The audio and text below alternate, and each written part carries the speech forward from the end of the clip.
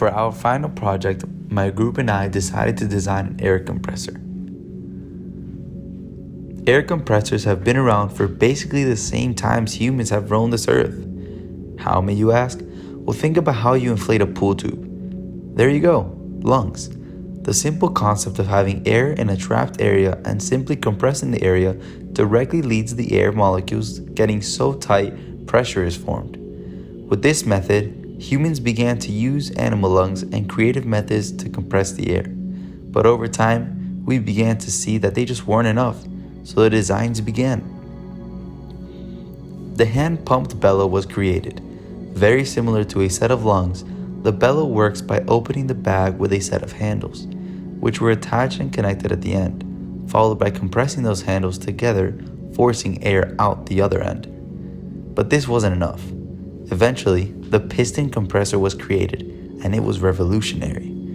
This type has shown to be one of the most cost-effective air compressors that can comfortably create pressures as high as 220 psi. They also remain easy to repair and are very reliable, which is why we decided to make our own design.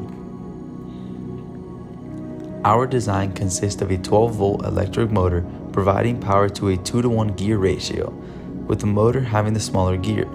This configuration allows the motor to have a higher torque ratio, which directly leads to a higher PSI rating. But in return to having a higher torque ratio, the system moves slower than it would with a direct connection. The bigger gear in the ratio is connected to the connecting rod via a pin. This makes this end of the connecting rod move in a circular motion. The rod, which is connected to the piston via another pin, makes the circular motion turn into linear motion. This makes the piston move straight in and out of the pressure chamber. On the pressure chamber, there are 2 holes. The one on top is the intake, which has a specific design made to hold a piece of foam which cleans the air entering the chamber. The openings on the 3 sides are there to ensure no unhealthy amount of water gets in. This intake inlet works when the piston is in its backstroke. During this, it creates vacuum that builds up until the piston reaches the inlet, forcing air into the chamber. Once the air is in the chamber, the piston then compresses the air, forcing it out the exit hole, which is near the end of the pressure chamber.